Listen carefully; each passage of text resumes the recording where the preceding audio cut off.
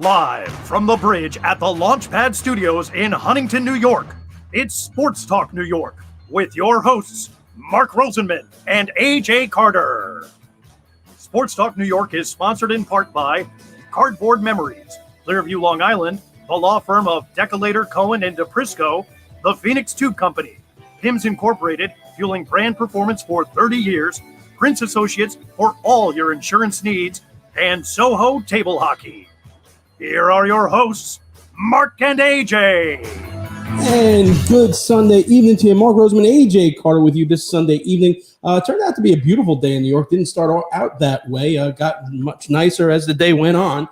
It's time now for the Major League Baseball Report with John Coppinger. It's sponsored by Cardboard Memories, which is one of Long Island's most reputable memorabilia retail stores for over 29 years. The owner of Cardboard Memories, Scott Stamell, is known for his knowledge and savvy of authentic autographs. He's been featured on HBO Real Sports with Brian Gumbel. Cardboard Memories possesses the honesty and integrity one would want and need from a memorabilia source. Every piece of autographed memorabilia is purchased directly from the source. Cardboard Memories is always buying collections large and small. Let Cardboard Memories run your next charity fundraising auction. Call them to find out how they can help your organization at no cost. Cardboard Memories is located at 6401 Jericho Turnpike, Comac, New York. Visit them on the web at www.cardboardmemories.com or follow them on Facebook or Instagram. John, a couple of things with the Mets. It's interesting because when the season started and they were, whole with their lineup before the injuries, were besieging them, there was an issue with the hitting. It got Chili Davis fired. And then all of a sudden you had the injuries to McNeil, to Conforto, and to J.D. Davis. And you plugged in guys like Villar, and, other players. And the Mets, they didn't hit. I mean, they had timely hitting, but what was apparent was the upgrade in defense. Now McNeil's back in the lineup. Today had a huge error at first base on a bunt play. He's also not hitting. I'm off the McNeil train at this point. I'd rather see someone better defensively. If McNeil's not going to hit you that 300, I'd much rather be stronger up the middle. Your thoughts on that? Well, I think that certainly defense matters. I think that's what we've learned over the last couple of months with the Mets. And I think that's what we've learned in this series. Because the team that has played better defense from game to game has won. But when the Phillies won these two games, it was because of good defense by the Phillies with the McCutchen robbing out more of a home run, and today with the bad Mets defense. I certainly want to see guys like VR and guys like Guillorme get more reps out there, more time out there, because their defense matters. But at a certain point, when this team isn't hitting and going back to and regressing to that point, you've got to somehow get these guys going. You've got to get McNeil going. And for McNeil's part, you're right. I think he does have to return to being that spray hitter, that hard contact hitter, instead of somebody who's going for the downs. And I think with Conforto, you certainly need to see that. I think he's been okay. I think he's been hitting the ball hard. And I think you need to get J.D. Davis in there for some reps also. So I think with the added depth, I think there's more opportunities to have a good offensive team and a good defensive team. But for sure, McNeil has to pick it up. John, if there's a positive that came out of today's game, it's the Corey Oswalt. We've seen him for years now. Him, Chris Flexen, of course, somewhere else. He's done well now in 2 long relief assignments. Is it time to put him into the rotation? It might be, depending on the health of the players that are coming back. I mean, we'll see what happens with Carrasco. We'll see what happens with Syndergaard. Certainly, I think you can make Corey Oswalt a spot starter. Thank you, and do that, because he has proven that he's improved over the last couple of years. But I do think there's value in this long relief role. You saw it when Sean Reed Foley was pitching well early in the season, giving them 3-4 innings at a time. And you're seeing it now with Oswalt. So I think there is value for him staying where he is. One other thing that really bothered me, and it became more apparent with yesterday's game, the DeGrom start, where Joe Girardi's team was obviously going to struggle against DeGrom, because everyone does, but he pushed the envelope. Every single time a runner got on, he stole a base. The Mets offense has been stuttering, and yet you don't see that ever from the Mets. There's no hit and run. There's no, and especially today, when Pete Alonso, had a single opposite field, and Lindor's at second base, you're struggling to score runs. As soon as he was held up at third base, I said, he's not scoring. And sure enough, he did not score. Don't you think it's time for them when they are struggling offensively to really push the envelope a little bit? It's funny you mentioned that play because I had a very long conversation with a friend of mine about that play, about whether he should have gone or not. And I do think that while the throw was good and while Lindor got a little slow break out of there, I think you have to be aggressive in that situation because you're not scoring runs. And then if that good throw gets Lindor out, you tip your cap to the fielder. But that's certainly a play where if he starts seeing it could have pushed the envelope, especially when you consider he's pushed the envelope for a lot less, right? A lot less short situations than that one. I would have pushed the envelope in a slightly different way. I would have sent Alonso try and steal second, almost a delayed double steal on the throw, and see if Lindor can get in from third on that. That's why I would have pushed the envelope on that one. Yeah, certainly different ways you can go. Right. All right. Looking across town, interestingly enough, it looked like the Yankees had righted the ship, but then the ship kind of capsizes against the Boston Red Sox. On top of that, you get Cole, who got lit up for the first time this season a little bit. Obviously, now all the talk is has he been doctoring the ball? No sunscreen, Cole. Yeah.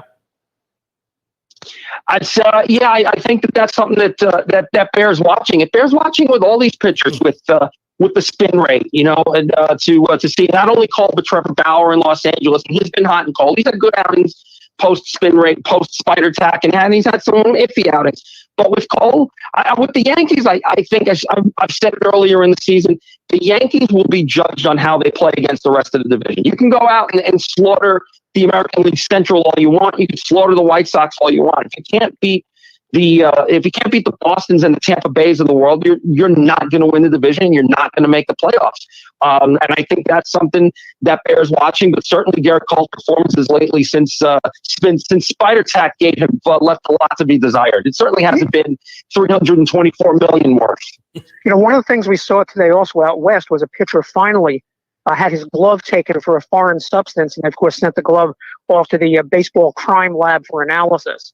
So, John, do you think this is a warning shot? They're actually going to enforce this and find somebody if they do it, and we're going to see more of these? This will be a one-off. Well, I think when you see, if you're a pitcher and you see all of these very public things that happen with Max Scherzer and Joe Girardi yelling at each other, with Sergio Romo dropping his pants on YouTube, you certainly have to think twice before you think about using a foreign substance. Now, so for his part, Santiago said that they didn't get him for spider tack per se, but it was because he used rosin on the glove side. And they say you can use rosin on your pitching hand, but not on the glove. So let's see what the crime lab comes forth. But yeah, if I'm a pitcher and I see what's going on, I don't even chance anything at this point. Lastly, John, before we let you go, I know Mr. Blackwell always has his 10 best dressed. Do you think any of the starting 9 in the American League or National League will make that in the All-Star game? Have you seen the jerseys, and what are your opinion of those? I think the caps are nice, but I think the jerseys, and not only that, you've got these jerseys, but you're going to actually wear them during the game after 1,000 years of these guys wearing their own uniforms during the game. It's such an obvious money grab because you know that more people are going to buy these jerseys because they're going to be worn in the actual game. Sure. And it's just, and they're not good, but they're going to make money off of this. And it's just, I'm stumped. It's all about the merch. You know what? It's all about the merch. I think what we should do as the ultimate protest is we should resurrect the Mercury Mets jersey and sell them as a protest to these All-Star jerseys. I'll wear those before I wear the All-Star jersey. Let's see if we can get the Mercury Mets jersey trending. Let's do it. Hashtag Mercury Mets. You got it. All right, John. All right. Have a great weekend. We will most likely not be here next Sunday. It is 4th of July, but we'll speak to John live in 2 weeks. John Coppinger, heard here each and every week with the Cardboard Memories baseball report. We're going to take a break on the other side. Interview we did with Michael Kay, who absolutely loved the interview. If he talked about it on ESPN, you should listen to find out why. So we'll be back with Michael Kay right after this. Do you own a business? When is the last time you actually had a visit from or even spoke with your insurance representative? Did your current insurance agency sell to another firm or maybe merge, leaving you without the attention you deserve? Prince Associates is a provider of commercial insurance nationwide and represents some of the finest insurance carriers in the industry. Prince Associates has been representing commercial clients since 1965, and we continue to grow and offer our personal services in a competitive and ever-changing market. If you want back the insurance relationship you deserve, reach out to us, 516-822-6550. That's area code 516-822-6550. And ask for Leith or Craig, or find us on the web at www.princeins.com.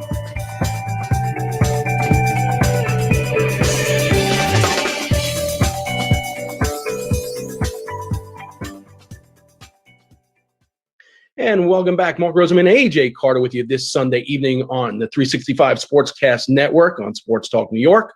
Joining us now is a man who is the Emmy award-winning Yankee play-by-play announcer for the Yes Network. He also hosts the network's signature show, Center Stage. In November of 2016, he was inducted into the New York State Baseball Hall of Fame. He was inducted into the New York State Broadcasters Association Hall of Fame in October of the same year. The following month, he was awarded the Lou Gehrig Sports Award by the Greater New York chapter of the ALS Association. And he has also received the Vince Scully Award for Excellence in Sports Broadcasting from WFUV Radio. It has taken me 16 years to get to say this. I am so thrilled to finally have the opportunity to say Roseman, Carter, K, and U on Sports Talk New York as we welcome the one and only Michael K. Welcome, Michael. Thanks for having me. I really appreciate it. Actually, my pleasure. Something I've looked forward for a really long time. Congratulations on the outstanding new book. And it's interesting because you get great insight right off the bat in the dedication. And was something that resonated with me as you dedicated part of it to your sister, Debbie, and her family. And it had to deal with your barrage of questions before you got your job. And I think it's in the DNA where the great interviewers of our time just have a heightened curiosity and find, people and what makes them tick fascinating. When did you know that you actually had that in you? You know what? It's weird. I guess it was since I can remember. I always wanted to know things. I wanted to know, how did somebody become something? How did somebody get to this point? And it didn't have to be a famous person. I'd look at somebody in the street and they're walking down the street and I'd say, wow, how did that person get to that point? Even when I was like 10 years old, I always wondered that stuff. And it's probably why I was a pretty good date, because I didn't really talk that much. I'd listen, and people like to talk about themselves. So if you could let people talk about themselves, usually they'll reveal something that they probably didn't think they were going to reveal. It's also interesting because then Bob Costas, adds another dimension to what makes you a great interviewer. The time you spent as a newspaper writer, he points out that a reporter does his job honestly and well. His powers of observation and eye for telling detail are essential. So how important was your time at the Post and Daily News for laying that foundation for your skills as an interviewer? Well, I think it's probably pretty important, simply because of the fact you look at it, you go, all right, you've got a situation where you've got to get information right away, and you've got to get it done in a hurry. So you got to get your question in and out. And I think the key to any interview is to let the person talk, because the more somebody talks, the more information they're going to give you. I'm sometimes amazed when I hear interviewers, the question is longer than it should be, and the longer a question is asked, I think the shorter the answer you get, because there's not much room for that person to go who's going to answer the question. So I just think that from a journalism standpoint, you don't have much time with a subject. So you got to get it in and out very, very quickly. You got to have quick hits and things like that. So maybe I've carried that over, but I had to find information out in a hurry when I was a writer. Now I have an hour to do it, but I still use that same technique. So it's interesting because you spent 18 years as the host of Center Stage, only missing 2 of the episodes, which is Cal Ripken-esque. That's one-on-one long form. And you just mentioned that, when you're writing, how does the preparation change? Because sometimes in a post game, you don't know who you're going to speak to. So it's kind of off the cuff. Here, you know who you booked and the research. So how does the prep for Center Stage differ from your day-to-day? Oh, man, so much different. Like once we book a guest for Center Stage, we have a couple of producers that work on the show, and they will send me, honestly, this is literally 600 to 800 pages of research on that person to read. So I read it, read it all, and you want to know as much about the person as possible. And I was once, I once heard somebody say that you should never interview somebody and not know every answer to every question that you have. And there's part of me that believes that, but then there's another part of me that goes, well, then you're never going to get anything new either. So I think that you should know the basic premise of what they're about and really have a good idea of what they're about. But you've also got to listen. And if you do a good job, you're going to find out stuff that's never been out there before either. So, yeah, I do preparation to the point that I know what they've said previously. I know all the answers that they've had previously, but I want to get deeper. I want to peel away more layers of the onion. And over an hour show, if you make somebody feel comfortable that it's a conversation and not an inquisition, you probably have a good chance to get that information out. So before we get to who's in the book and who's not in the book, does Michael K have a white whale? Is there a person out there that you want to interview and you haven't gotten the opportunity to do it yet? Yeah, I got a couple. Bruce Springsteen, Billy Joel, Michael Jordan, and Jerry Seinfeld. I'm surprised we can't get Seinfeld because we've had on Larry David, and Larry had a really positive experience on the show. And the only thing I could think of is that Jerry's a big Met fan. Maybe he doesn't want to be associated with the Yes Network. I'm not quite sure. So maybe I'll have to call on Gary Cohen to do that interview. Nice. So one of the other great interviewers of our generation is Howard Stern. Your publishing company in 2019 published Howard Stern Comes Again. You mentioned how that book prompted the idea for this book. Howard's book, he said that what he wanted the book to do represent the best work, but also show his personal evolution, and as well as the evolution of popular culture. But I think you go even a step further right out of the box. You start your book with your interview with Alex Rodriguez, and you use it to not only capture that moment, but foreshadow the future. So was that a conscious effort on your part to add that extra dimension? Well, I thought that was one of the reasons to do the book. And obviously the Howard Stern book I read when I had the vocal cord surgery, so I couldn't talk for 6 weeks. I did a lot of reading, and it motivated me. Now, unfortunately for me, I don't know if I've had as much evolution as Howard. I'm pretty much the same person I was 20 years ago. But I think that when you take older interviews, some of the answers that somebody gives, because back in 2003 when we interviewed Alex, and the reason we included it in the book, everything was, unicorn and rainbows. None of the bad stuff had happened. None of the bad stuff had expected to be happening. That was when he was at the Texas Rangers. And if you just sit there and you kind of get an idea of what's going on in his answers, it foreshadows some of the things that were to come. And I think there's a lot of that in the interviews that we did. Like with Bill Parcells, he was a great guest, and I must have asked him 5 or 6 different times if he's going to return to coaching. Absolutely not. Never again. Won't happen. Just there's no chance.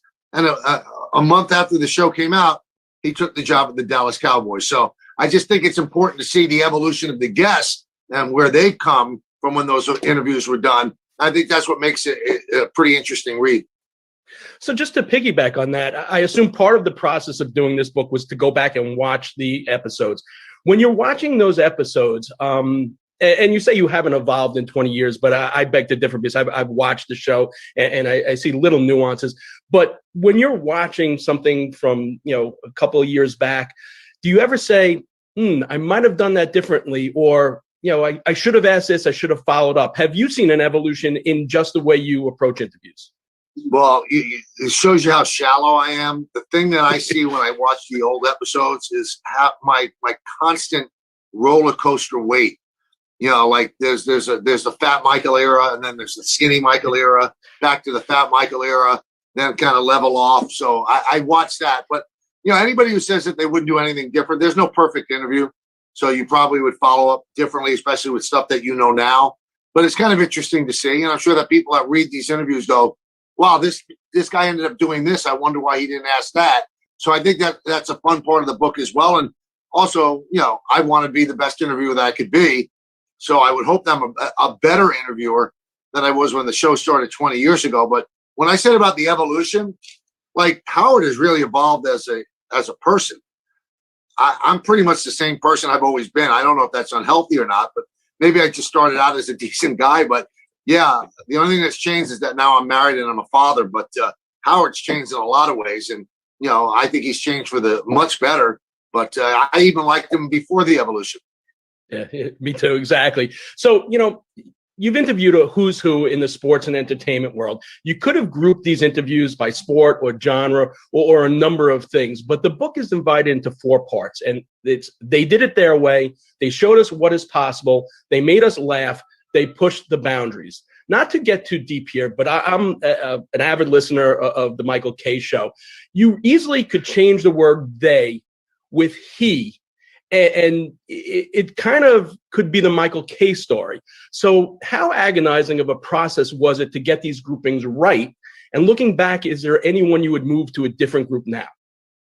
The groupings were tough, and also to bring the list down to 35. So we did 240 interviews, and I would have put everyone in but one, Dennis Quaid.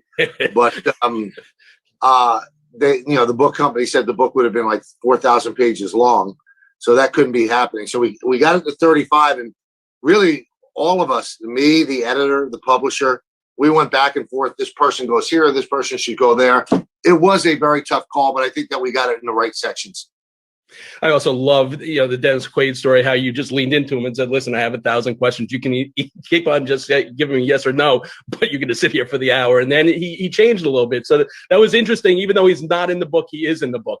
Over and above the actual interviews, I think your setups were what really makes the book. It was almost like watching VH1 pop-up videos back in the day, whether it be Bill Parcells asking for the questions prior to agreeing to the show and your response to it, Mike Tyson's pre-interview ritual in his dressing room, the Sly Stallone, Chuck Wepner interaction. But the one that would have had me freaking out, and I don't know if I would have been able to compose myself to do the interview, was with Serena Williams. Can you tell us the backstory, what transpired with that? She was just a no-show. She didn't show up, which was weird. And when you're doing a television interview, time is money. If somebody doesn't show up on my radio show, okay, that's a phone call. It's no big deal. And then me, Don, and Peter will make fools of each other for 20 minutes and you fill the segment. But when you don't have a television guest show up, that's a lot of money. I mean, the show, just to like the camera people, the studio, it costs like $40,000, $50,000 just to set up. So if somebody doesn't show up, that's bad. So she wasn't there. And people started making phone calls, and then finally got a hold of somebody that was connected with her, and they said, well, she's at Barney's. And I to defend her a little bit, maybe she didn't realize that it was a hard time that she had to be there. But one of our producers, a woman, Janice Platt, went to Barney's, found her, and said, you got to go. There are people waiting. You got to go. Let's just put these clothes that she had picked out, put it on layaway, put it away, and come back. And Serena was kind of like startled, and she did show up. She couldn't have been nicer. Ended up being a great guest and a great interview. But getting her to the studio was a little bit of a challenge for sure. And it was all because she wanted to shop at Barney's. And you even mentioned that before the show, you popped into the dressing room not knowing what to expect. And she was like, game face was on and totally changed her attitude. I'm just wondering, other than popping into the room, because you said that's important for them not to, get the first interaction face to face on that stage. Do you have any other pre-show rituals that you've gotten accustomed to and you must do before each of those shows? You know what? I definitely don't want to leave the show in the dressing room. So I don't talk about anything on the show. I go in, shake their hand, hello. So they don't see me for the first time when they walk out on stage. Some of them don't know me. Another thing is my pre-show ritual. And it seems like when you're in the studio, everybody wants to talk with you. Everybody. Even if it's just to talk about the Yankees. So I will retreat to a small room. And although I've read the script, so to speak, many, many times before I even get to the studio, I want to read it one more time. It's fresh in my mind before I go on stage. And I have a bad memory. So something I read the night before, I might not really have on the tip of my tongue, so to speak. So I sit there and I go, we have those blue cards that I carry on the stage that has each segment and the questions. Now, I don't ask the questions all that are listed because I'll go off on somebody's answer, but I definitely want to give that one more read. That's my ritual, is just to give it one more read and then finish reading the last part on the card just before they say, okay, Mike, we got to get on stage. So that's like really the last thing on my mind before I go on stage. You also stated in the book that when people ask you about your favorite of the more than 240 center stage interviews you've done, the one that you always choose is Larry David. Although I have now heard you talk about Seth Meyers a little bit more on the show, but in the book you point to Larry David and you say the reason, which I think is so interesting. You say David is brilliant and you have to keep up with him or he'll devour you along the way. He knows what you're looking for in content, but he's going to make you earn it. And you relish the challenge of going one-on-one with one of the most facile entertainment minds in the business of all time. Because of that statement, I actually went back to watch that episode. So I have a couple of questions here. First one is you just seem so relaxed with him, yet given what you said about that interview, how are you able to stop your mind racing to wonder what he's going to say and to keep up? I stopped my mind like right away because he was very embracing. And that doesn't sound like Larry from Curb. And he's a lot like Larry from Curb, not as mean. But I just had a real good vibe from him. Like he knew the rules of engagement and he was there to play and he knew exactly, he'd seen the show. So he knew how it was going to go. And then it was just like playing tennis. I don't play tennis, but he's going to hit a good shot. I'll try to hit a good shot back.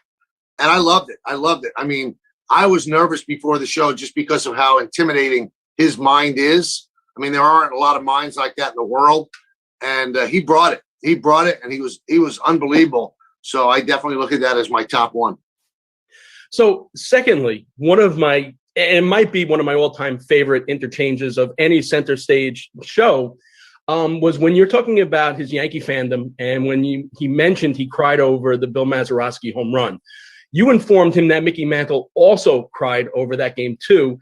And then, only the way that Larry David could say, he said, oh, what a big baby. I was 9 years old. He was a grown man. That is not in the book.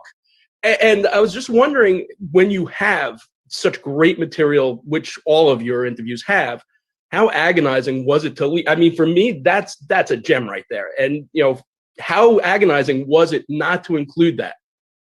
It's tough. Again, what I learned about writing a book, I've never written one before, is that there are space limitations.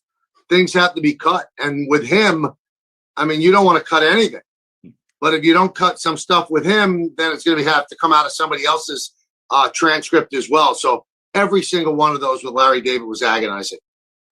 Then to carry it a step further, given the setup that you said about that interview and how it's your favorite, you get a call about a year after doing this interview from Larry, and I have to to paraphrase Larry, I have to imagine it felt pretty good. Could you tell our audience what that phone call was about?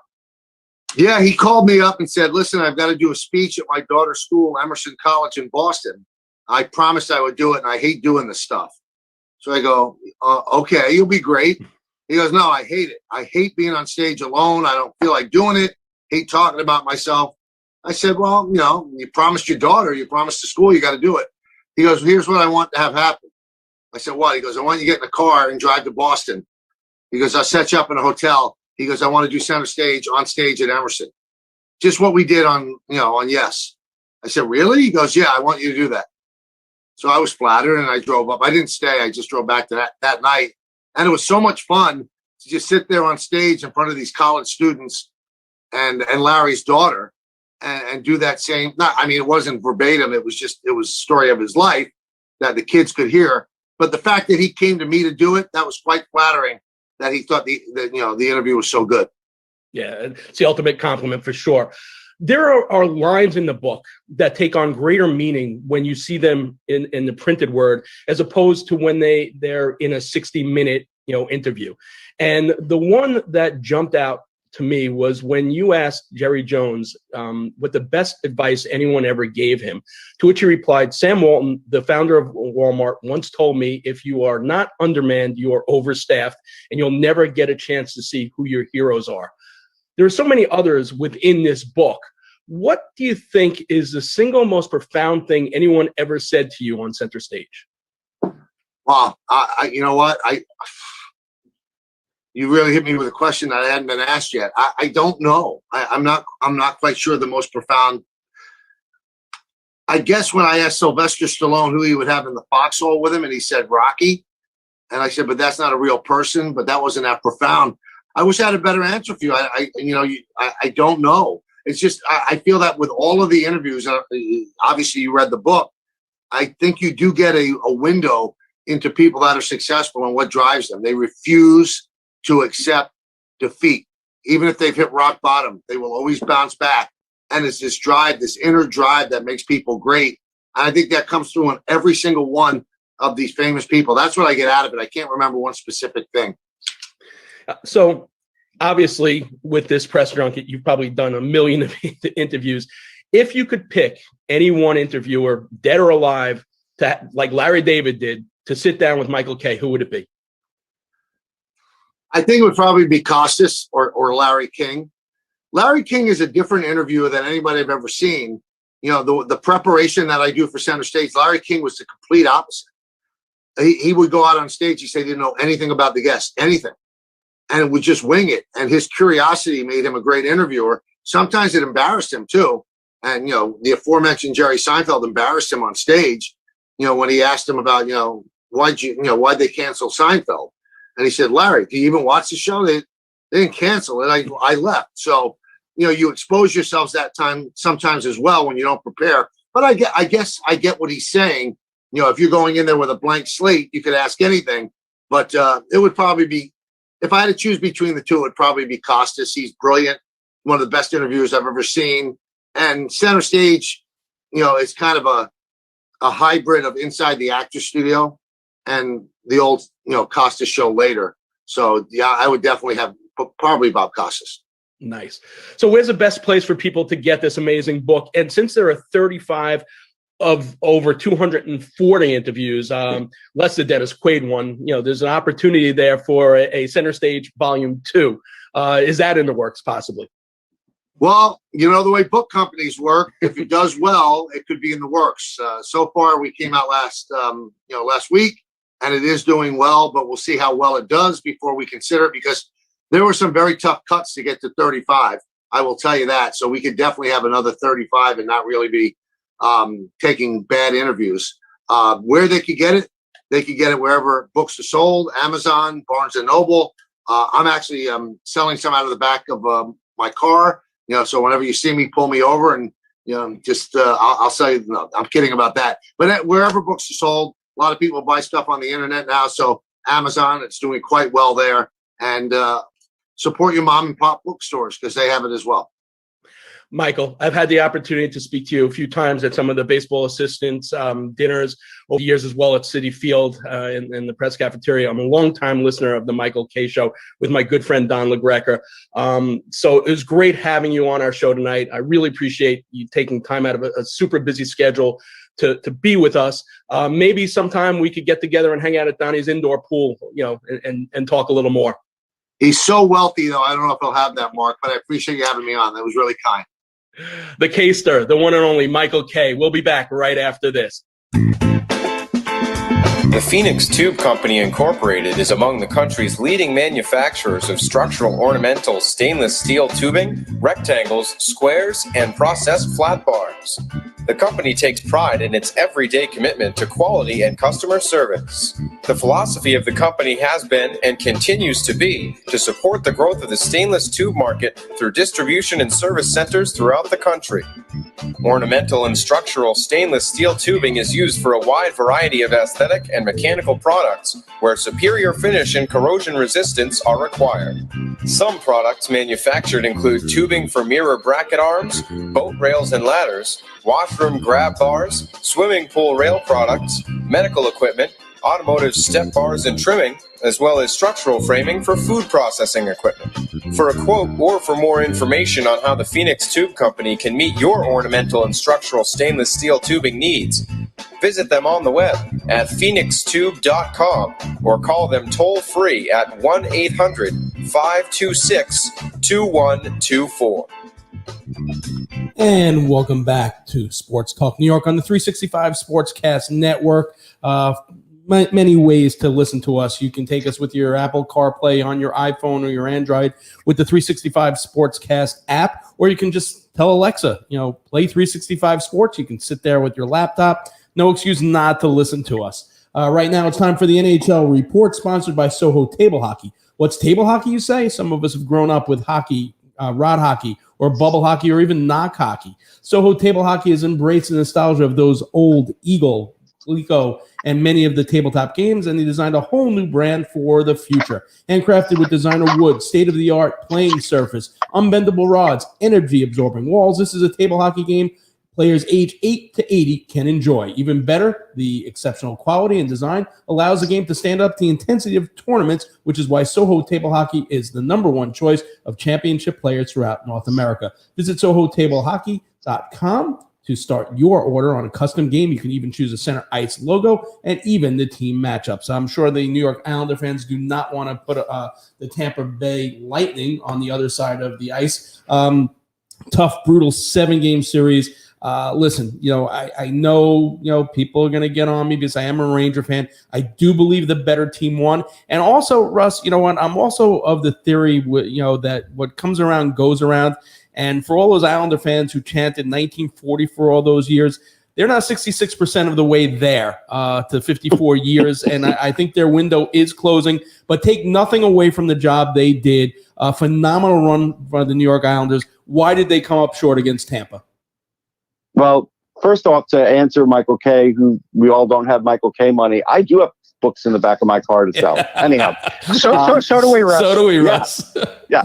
But no, I think what happened here with the Isles was they just ran out of gas that last game. Like when you play every bit of your potential, every shift of every game, there is a point where you can't do it anymore. And Tampa figured out a couple of games ago that they needed to stretch the ice. If they stretch the ice, then you know what? They would tire out the Islanders defense. They would eventually minimize the forecheck. You got to admit that game, the Islanders forecheck was not good. That was the first time where it really showed up as being mediocre. And that to me was the first sign that Tampa had this game. Then McDonough makes that great play, which again, you don't expect that play from Ryan McDonough, but he's so smart that he could make it, and a shorthanded goal beats him. Like, if I'm an Islander fan, I'm happy because of the season. It was a successful season. But if I'm an Islander fan, I now have to put pressure on Lou Lamoriello because they still don't have enough talent to beat the top teams in this league. Yes, they could say they got to the conference final the last 2 years, or the semi, whatever you want to call it, they called it this year. But at the end of the day, that doesn't guarantee them getting to the Stanley Cup next year. So that raises some questions, Russ. Looking ahead into the offseason, into budgets, they have some decisions to make. I think decision one is, do you keep both goalies? Can you afford to keep both goalies? If not, what do you do with the money? Where do you spend it? You need to go for a scorer, clearly. What else do you do? Well, I think they need to keep both goalies at the moment. They might be able to trade Varlamov at the deadline if Sorokin emerges, but I don't think Sorokin showed enough in the playoffs that could make a difference. I mean, if I'm the Islanders, and a team like the Rangers, I'm knocking on Barclay Goodrow's door and I'm seeing if I could pry them away from Tampa, unless they could somehow figure out their overcap situation again. But that's the kind of player that could also play good minutes, but give them a little more scoring. They're not going to get like a big time sniper. That's not going to happen. But if you could get more guys that can play important minutes, and Goudreau isn't a really important guy right now for Tampa, I think that's the kind of player that will add more points, but he'll also add what Trotz likes too. And I think that there's a combination there. I just think there's too many guys. You have too many Clutterbucks on the Islanders. You can't have Clutterbuck and Martin and expect to get to the Stanley Cup. You just can't. And I think at some point they are going to have to cut bait with one of them, because again, you have other guys on the team that can play a little bit that way if they want. Kazika's, hey, he may not beat up people, but he certainly can play truculent. And so I've got to get rid of that. So those sort of players, and I've got to get a few more points in my lineup. Just touching on what AJ just said, how are the Islanders going to sign these players? Because according to Cap Friendly, they have just over $5 million in cap space, and they're going to need to sign Definitely Sorokin right there. Sorokin, Beauvillier, Sorokin, yeah. Adam Pellick. How is this going to work Sazikis for him? also. And yeah, Well, I mean, Beauvillier has no leverage, so Lou will give him a bridge deal that isn't great. Sorokin really has no leverage. He could say, "Hey, I'm going back to Russia," and they probably would say, "Okay, we really like you, but you haven't really proved it to us yet."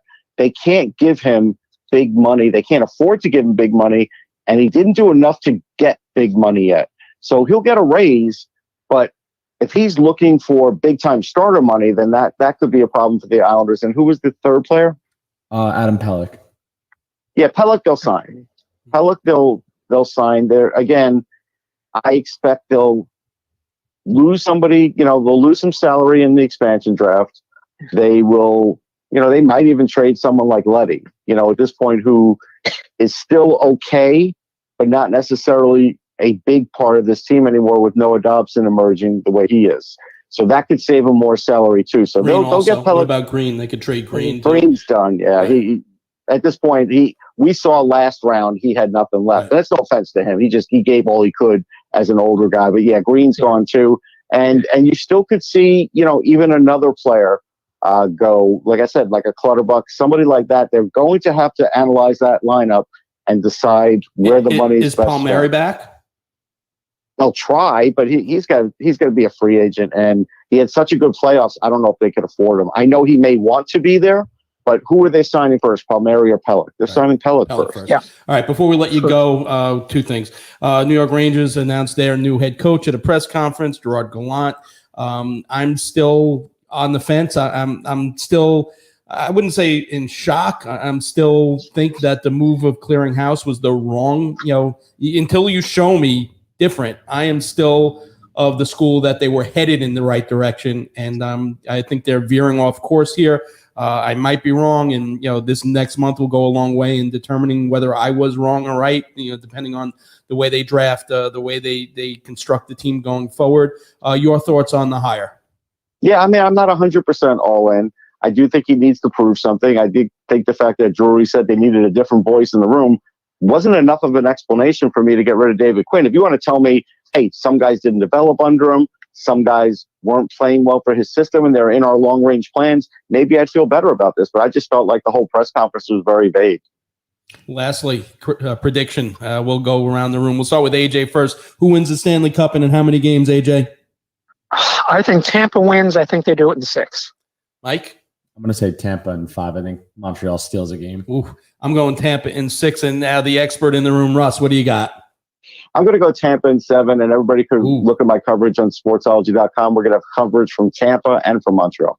Awesome. Russ Cohen here each and every week, except next week, which is July 4th, with the SOHO Table Hockey NHL report. We'll take a quick break on the other side. What do we got? We got Sunday Paper. No, what do we got? We got Sunday Papers next, or do we have Sunday Papers, NBA, then NHL? So keep it tuned right here to Sports Talk New York. If you're a company looking to increase your visibility, to make sure your promotional materials get packaged in the most attractive way and distributed most efficiently, then you need to call in PIMS. Whether you're launching a new product and need to assemble customized influencer packages or looking for a more efficient way to manage your inventory and collateral, PIMS involvement helps maximize the impact of your brand's performance. For more than 30 years, PIMS has been helping companies get their message out to the right people, offering personalized distribution services and full-scale inventory management solutions. PIMS works its magic on 3 continents, backed by 350,000 square feet of warehouse space. If you're looking for experience, PIMS is it. They've shipped more than 13 million packages and elevated more than 8,000 brands. Want to know more? Check them out on the web, PIMSinc.com. That's PIMSINC.com, and read testimonials from their satisfied clients. That's PIMS, the first name in marketing support.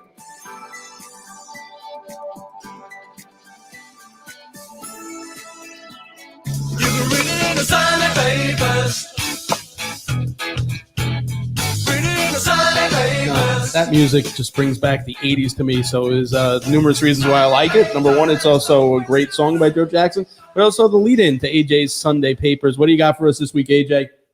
You talk about the value of players endorsing products, and you wonder if it really matters.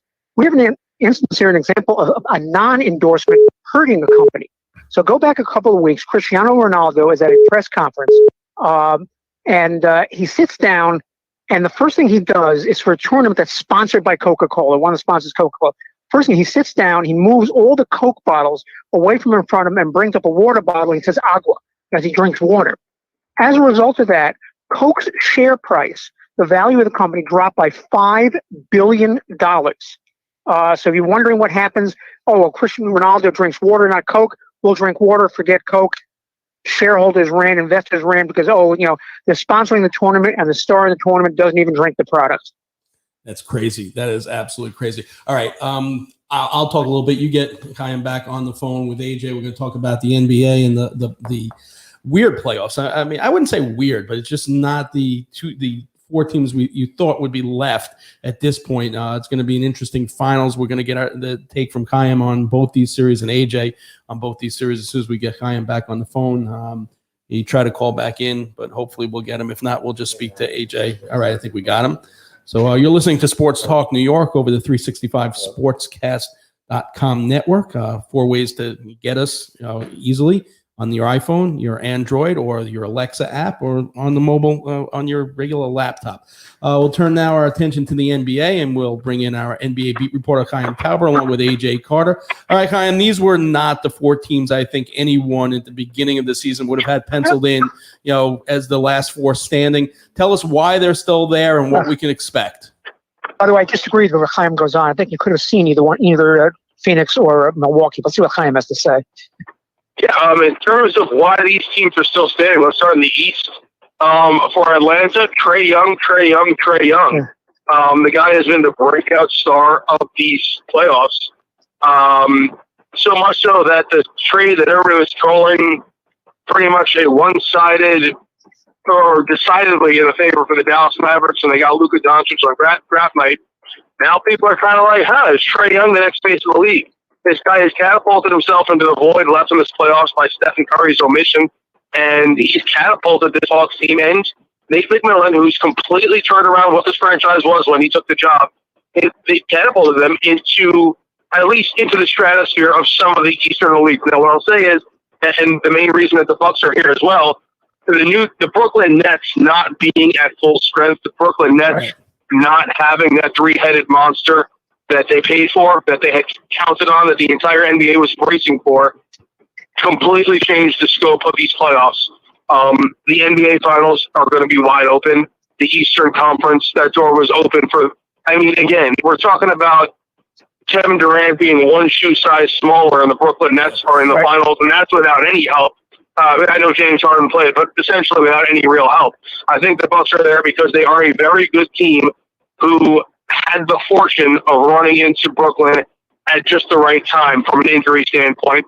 Atlanta had to scratch, claw, and fight for every inch of what they got, but Trae Young has turned it on at the right time. The team is playing team defense. They have enough shooting that with Clint Capela's, of course, in the middle, he's able to get some offensive boards. They have some good size. They play perimeter defense, but those guys can shoot. Now, in the Western Conference, again, injuries play a huge role, I think. Had the Lakers been healthy, we're looking at a very different West. Had Donovan Mitchell not gotten hurt, the entire thing, as he said last week, the guys who are going to be in the finals this year are going to be the healthiest team when push comes to shove, and that's kind of how it's shaken out. Let's stop for a second. In terms of injuries, would this be a different Western Conference Finals if Kawhi Leonard were healthy? You take a look what's going on. Phoenix is up, 3-1. Chris Paul is playing his heart out, really leading the team like he's supposed to. But would it be a much different series if he was still playing, Kawhi Leonard healthy enough to play for the Clips? Absolutely. I don't think there's any. Yeah, on both ends of the ball, I don't think there's any question that Kawhi Leonard is a game changer. You saw what he did in Toronto without nearly as much help as he had over here in Los Angeles. The guy is a guy who can lock down, a Devin Booker. He's a guy who he can put pressure on Phoenix on both ends of the court, and it gives them another scoring option. Look, Terrence Mann stepped up in a big way, and out of nowhere, he's another great story in these playoffs. But you don't have to rely on him as a number 2 option if you have what's essentially a top 15 player in the NBA, top 10 on most charts, available and ready to go get his shot whenever he needs it, be able to fill up the stat sheet if need be, and lock down what Phoenix can do. that is a huge and devastating loss, and nobody really knows what the Clippers, I mean, not to write them off too early, but the nail's almost hammered in, and what the Clippers are going to look like at the end of this year is going to be fascinating to watch. But yes, it would unquestionably be a different series with Kawhi. Absolutely. So if you take a look, let's go back to the East. Who do you think is going to win this series? Do you think it's Milwaukee? Do you think it's Atlanta? Honestly, I think I have more faith in Atlanta Star than I do in Milwaukee's. I think Giannis, whether he be from the free throw line or the 3-point line, he does not want the ball. They don't want the ball in his hands at the end of a game. Whereas Trae Young, he's got a little bit of that Steph Curry, Reggie Miller swag where he's saying, hey, game's on the line, give me the ball, and I dare you to foul me. I'm going to take Atlanta, which I never thought I would say 2 weeks ago. It is amazing, the evolution of Trae Young. There's no question that he has opened up a lot of people's eyes, and he is going to be the face of the Hawks for many years to come, it appears. One other thing, this is another one of those personalities that for some reason we never get to not talk about, and it looks like Jason Kidd is back. Is the head coach. Your thoughts about that hire and everything that went on in Dallas? I think it's a really interesting hire. I have no idea what's going on in the Dallas front office. Carlisle getting the way he did tells you there's something amiss. There's something going on there beneath the surface that I'm not privy to. And I think Jason Kidd, in signing that contract, had to make certain agreements. He had to make certain concessions in terms of how he's willing to play ball and how he's willing to coach. But he's got a talented roster. It's a matter of making the pieces fit, getting a roster that works his style ball. And, he's done good things in Milwaukee. He's done good things at times. He just doesn't really stay for very long. Well, yeah, show me something time where he's going to change now, not burn out, or where at his welcome after a year and a half, after 2 years. And that's the biggest question mark I have in my mind about Jason Kidd. And Dallas is a place where continuity's been there. Chuck Nowitzki's been there for 20 years. Rick Carl's been there for a long time. Don Nelson was the coach for like 15 years. They like continuity. They like established front office. They like to have an established set franchise. I don't know if Jason Kidd's that guy, but, he is a Mav. And so let's see where it goes. I'm not sure what's going on there beneath the surface, and I think that's important to kind of flush out before fully answering that question. You got it. I am Tauber here each and every week with the NBA Report. We'll take a quick break. On the other end, the other side of it, we will round out with the NFL Report. So keep it tuned right here. The Phoenix Tube Company Incorporated is among the country's leading manufacturers of structural ornamental stainless steel tubing, rectangles, squares, and processed flat bars. The company takes pride in its everyday commitment to quality and customer service. The philosophy of the company has been and continues to be to support the growth of the stainless tube market through distribution and service centers throughout the country. Ornamental and structural stainless steel tubing is used for a wide variety of aesthetic and mechanical products where superior finish and corrosion resistance are required. Some products manufactured include tubing for mirror bracket arms, boat rails and ladders, washroom grab bars, swimming pool rail products, medical equipment, automotive step bars and trimming, as well as structural framing for food processing equipment. For a quote or for more information on how the Phoenix Tube Company can meet your ornamental and structural stainless steel tubing needs, visit them on the web at phoenixtube.com or call them toll-free at 1-800-526-2124. And welcome back to Sports Talk New York on the 365 Sportscast Network. The warm weather is obviously here. It's time to get those windows and doors wide open. Let the fresh air in. Keep the bugs out with a Clearview retractable screen. The Clearview retractable screen system comes standard with a lifetime warranty and the patented speed reducer so it will not snap back. You get the luxury of a screen door in a sleek low-profile design without the hassle of a bulky storm door or sliding screen door. Call 631-440-1100 for a free estimate, and perhaps if you purchase it before August, you'll get it with free installation. That's 631-440-1100, or visit them on the web, ClearviewLongIsland.com. Sorry about that. All right, let's bring in Jay, who is a happy camper out there in Tampa. Congratulations on your Lightning, the second consecutive Stanley Cup final appearance and maybe second consecutive Stanley Cup. But let's talk a little New York football right here. The Jets made a free agent signing, Morgan Moses. So I guess with that signing, they're hoping that he's going to be able to, like Moses, let the defensive line, split open so the running backs can go there. And, the Pharaoh at the time was Ramsey, so I guess he also wants to give added protection to the quarterback. What do you think of this signing? How long did you get that, Mark? It was a quickie. Came right to me. So what are your thoughts on this signing, and how will it help their rookie quarterback? I like it a lot. I like it that he's going to play on the right side. It's obviously significantly easier to play on the right side than it is on the left side. They're already doing more for Zach Wilson than they did through their time with Sam Darnold. And if you look at both New York teams, look at what the Giants did compared to what the Jets did. You got to build from the inside out. And what teams tend to forget is you give Daniel Jones all these weapons on the outside, but there's still a lot of unproven characters there on the offensive line. And when you have a better offensive line than the defensive line you're playing, you dictate what you're doing with the football, whether it's running it or passing it. And I don't care how many skill players you have, if you're still doing everything, if you're not putting all your resources to protecting your quarterback, you become a one-track team and you become much easier to defend. So it may take a little while, but you look at Becton with Vera Tucker and now Moses, and now you have fun as the swing guy now. I really like what the Jets are doing. I think it's going to be a slow build, but they're doing it the right way, building from the inside out. So, Jay, if you look at the skill sets of these people, is this more designed to protect Zach Wilson, or is it more designed to also help a running game which needs to develop to help the quarterback also? I think it helps both, and that's a good question. And one of the things and I see it a lot down here in Tampa a lot, everybody wants to talk about Donovan Smith and, he's a left tackle, it's not that good. Listen, one thing about Morgan Moses that is good, and you guys know this, one of the most important things of ability is availability. That guy's played a long time, a lot of consecutive games, and that's what you need in the National Football League.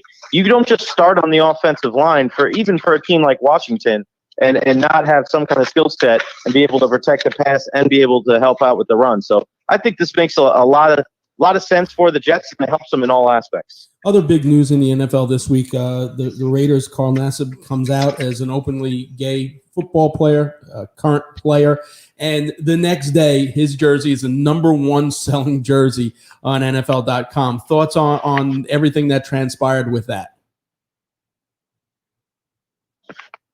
Jay, you there?